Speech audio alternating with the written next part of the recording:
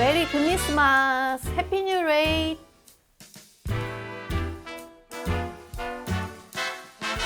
듣다 보면 똑똑해지는 라이프 듣동나. 안녕하세요, 이현입니다. 오랜만에 돌아온 이코노미 시간입니다. 아마 그래서 오늘 방송이 2022년 이코노미 마지막 방송이 되지 않을까 싶거든요. 오늘은 1년 사이에 이제 금리가 얼마나 변했는지, 그리고 금리가 변하면서 우리 삶이 얼마나 바뀌었는지 한번 종합적으로 이야기를 해보려고 하는데, 1년 사이에 생각해보니까 뭐 집도 차도 제 주식, 코인, 작은 기업, 큰 기업 할 거 없이 기업들도 영향받고 정말 사회 전반적으로 경제 분위기가 너무 확 바뀐 것 같거든요. 1월 정도에만 해도 꼭 금리라는 것도 그렇고 뭐 2, 3%도 그렇고 이게 뭐 그렇게 대단한 거야? 영향력 있는 거야? 싶은데 실제로 2, 3%가 1년 사이에 오르는 걸 올해 경험을 해보니까 야, 이게 굉장히 큰 힘이 있구나, 금리라는 게. 그리고 굉장히 사회 전반, 또 우리나라뿐만 아니라 전 세계 경제를 완전히 분위기를 반전시킬 수 있는 힘이 있는 게 금리구나 라는 생각이 들더라고요. 금리가 이제 내리고 올라가는 것까지 경험을 해보고 있잖아요. 근데 이럴 때 어떤 일들이 일어나는지 잘 기억을 해놨다가 이게 또 우리 사는 동안 계속 올 거 아닙니까? 내리고 오르는 게. 그래서 다음 사이클이 되면 그 기회를 잘 활용해서 돈을 지키든 벌든 잘 해보자, 뭐 그런 취지입니다. 그래서 얼마나 올랐나? 올해 1월에는 기준금리가 미국은 0.25%에 불과했고 한국은 1.25%에 불과했어요. 한국은 심지어 작년부터 올리기 시작했는데도 1.25%까지밖에 안 올랐던 상황이었죠. 근데 지금 이렇게 될 줄 사실 몰랐어요. 그래서 올해 우리나라 기준금리는 3.25%로 마감을 하게 됐습니다. 지난 14일에 미국도 마지막으로 올해 마지막 FOMC를 열어서 또 우리 파월 선생님이 크리스마스 선물처럼 또 금리를 선물을 해주셨죠. Stands at just 0.5% this year and next, well below the median estimate of the longer run normal growth rate. 4%였던 게 이제 0.5%포인트 더 오르면서 4.5%로 미국 기준금리는 올해를 마감하게 됐습니다. 그래도 오름폭을 많이 줄이긴 했는데 당분간 계속 올린다라는 기조에는 변함이 없지만 속도만 조금 조절한 그런 느낌이에요. 그래서 0.25%였던 게 지금 4%대로 마감을 하게 된 거잖아요. 금리가 이렇게까지 확 단기간에 오르는 거를 저는 살면서 처음 본 것 같거든요. 작년 이맘때 기사에서 어떤 단어들이 많이 보였나 다시 찾아보니까 뭐 동학개미, 서학개미, 10만 전자 언제 가나요? 뭐 벼락거지 이런 말들이 많이 회자되곤 했는데 지금은 이제 이런 단어들은 잘 안 보이고 오히려 뱅보드 차트라든지 뭐 금리 노마드족 또 이런 못 보던 신조어들이 또 자주 보이고 있어요. 제로 금리였던 게 1년 사이에 3%, 4%대까지 올라가면 어떤 일이 벌어지는가. 일단 개인적으로 제가 가장 생각지도 못했던 거는 차였어요. 차. 제가 2년 전부터 계속 한참 보복 소비 얘기 많이 하고 내 생애 첫 차를 뽑을 때가 왔는가 그래서 고민을 했는데 결국은 포기를 했던 게 출고 기간이 너무 오래 걸린다는 거예요. 1년 기다려도 받을까 말까 한다. 근데 요즘에는 신차 출고 기간이 길게는 한 5개월까지도 단축이 됐대요. 그러니까 이걸 계약을 포기하는 사람들이 많아서 그런데 이것도 사실 금리 때문입니다. 차도 굉장히 수천만 원짜리 자산이기 때문에 이거를 조금 대출 할부를 끼고 사는 경우가 많아요. 그래서 뭐 보통 36개월 뭐 이렇게 긴 기간 동안 할부로 갚겠다. 그래서 이걸 빌려주는 회사가 무슨 캐피탈. 이제 금리가 오르다 보니까 이 금융상품들 대출 금리도 많이 오른 거예요. 이게 어느 정도로 좀 타격이 있는 건가 계산을 한번 해봤는데 저는 좀 사회생활 했으니까 5천만 원짜리 산다고 생각해 볼게요. 한 1,000만 원 정도는 내가 갖고 있던 목돈으로 내고 나머지 4천만 원은 이 캐피털사 할부 프로그램 이용해서 빚을 내서 사야지. 만약에 금리가 한 3%였다라고 하면 내는 이자가 280만 원이 나와요. 근데 금리가 7%로만 띄워도 이자가 총 670만 원으로 내야 될 돈이 거의 2배 이상 되는 거죠. 차 회사들이 붙어서 아유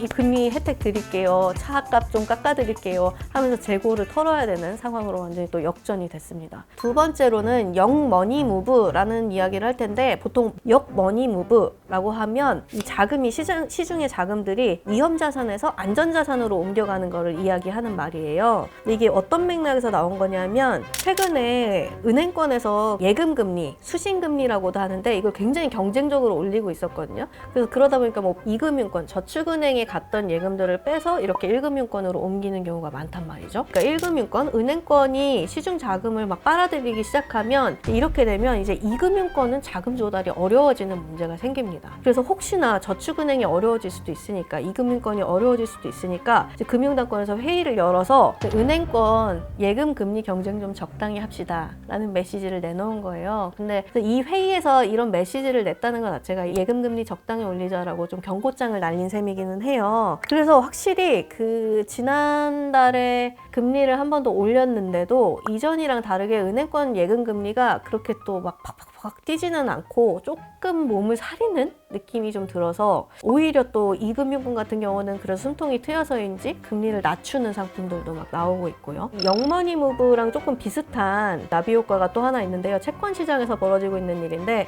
한국전력이 또 등장을 합니다. 채권계 1티어라고 할 수 있는 회사거든요. 사실상 그 국채, 그 나라가 지급 보증을 하는 그런 공기업이잖아요. 요즘에 뭐 대규모 적자가 와서 자금난이 우려가 된다 뭐 이런 상황이라서 한전이 채권을 무더기로 발행을 한 거예요. 근데 지금 채권 시장은 그 돈이 잘 안 돌고 있고 이런 상황인데 그러니까 한전이 공룡처럼 이 자금을 다 빨아들이니까 한전 미만 회사들은 자금 조달하기가 너무 어려워지는 거예요. 그래서 또 이것도 정부가 안 되겠다 싶어서 은행에 너네 대출 내주라고 할 테니까 그냥 은행에서 대출 받아라. 채권 그만 찍고 라고 좀 정리를 하는 일도 있었습니다. 그 다음으로는 많은 분들이 사실 가장 와닿는 이야기가 아닐까 싶어요. 국내 이동자 수가 이전에 같은 달이랑 한번 비교를 해봤더니 1974년 이후 48년 만에 가장 적었다고 합니다. 일단 전체적으로는 고령자가 좀 늘어나는 그런 인구 추세 때문에도 이 이동이 좀 줄어드는 추세이기는 한데 단기적으로는 주택 매매량이 줄어든 영향인 것 같다라고 분석을 했더라고요. 그래서 이렇게 집 거래를 덜하고 이사를 덜 하게 된 이유를 찾자면 이것도 또 결국은 금리 때문이지 않나 싶은데 주택담보대출 금리가 얼마나 올랐나 보니까 지난달 말 기준으로 연 5.3%에서 한 7.17% 정도로 많이 올랐어요. 2012년 이후로 가장 높은 수준입니다. 그리고 뭐 우리가 또 꼭 집 빌릴 때 주담대만 쓰는 건 아니고 뭐 정말 영끌해서 쓰다 보면 뭐 신용대출까지 다 쓰니까 그러면 이런저런 가계대출금리 다 합한 것도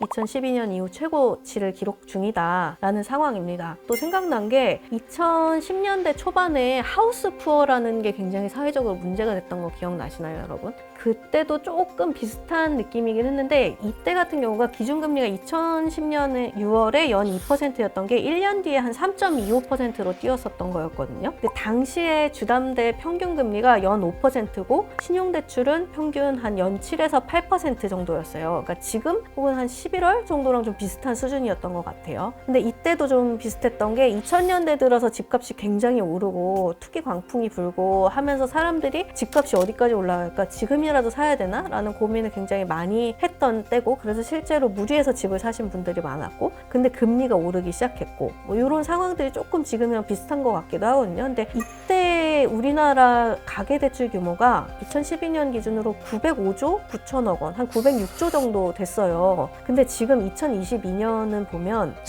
1756조 8천억 원으로 전체적인 빚 규모가 굉장히 많이 커졌거든요. 이때보다 지금은 금리가 더 오를 것 같은데 전체적으로 가계대출 규모도 훨씬 커져 있고 이게 또 어떤 식으로 균형을 잃고 이 부동산 시장이 무너지거나 넘어지면 하우스 푸어보다 더 문제가 심각해지는 거 아닌가라는 우려의 목소리가 나오는 이유가 여기에 있습니다.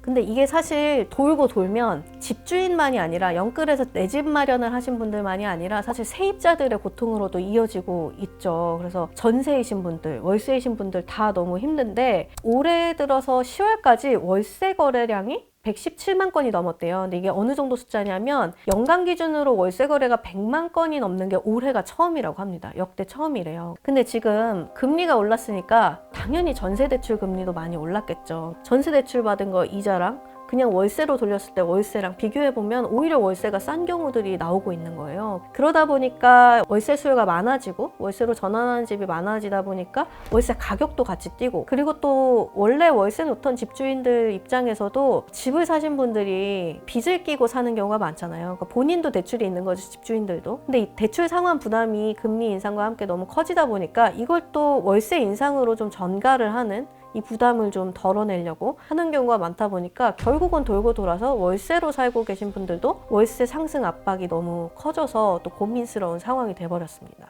금리가 오르면 가장 또 힘든 사람들의 이야기가 또 있습니다. 금리가 생각해보면 은행보다는 저축은행이 좀 더 높고 대출을 받을 때요. 그리고 저축은행보다는 아예 뭐 대부업체라든지 이런 것들이 대출 금리는 높고 대신에 훨씬 좀 신용도가 낮은 사람들한테도 열려있는 시장이기는 하죠. 그래서 소득이 일정치가 않거나 아니면 자산이 없거나 하는 분들일수록 대부업체에 대출이 있을 가능성이 크죠. 근데 법정 최고금리라는 게 있거든요. 법정에서 인정해주는 최고금리가 정해져 있어요, 우리나라는. 이걸 왜 정해놓냐 하면 너무 높은 금리의 대출을 받아버리면 갚기도 어렵고 또 오히려 그 빚이 빚을 불러서 경제적으로 더 어려워지는 경우도 생기고 하니까 돈 빌려준 사람이 혹시나 뭔가 소송으로 가거나 했을 때 우리는 20% 이상은 법에서는 인정을 안 해 라고 이 최고 금리를 정해둔 거예요. 2014년 정도에는 거의 35% 정도였던 걸 지금 그런 이유로 20%까지 낮아진 상황입니다. 근데 문제는 사실 지금 이금융권인 저축은행의 신용대출 금리가 이미 19%까지 올랐대요. 대부업체 같은 데는 원래대로면 20% 이상을 받고 빌려주려고 할 텐데 그 정도는 받아야 돈을 빌려주려고 할 텐데 법정 최고금리가 20%로 막혀 있으면 신용도 없거나 갚을 자산이 없거나 그 담보로 맡길 자산이 없는 사람들한테는 대출을 안 해줄 수도 있다라는 우려의 목소리가 나오거든요.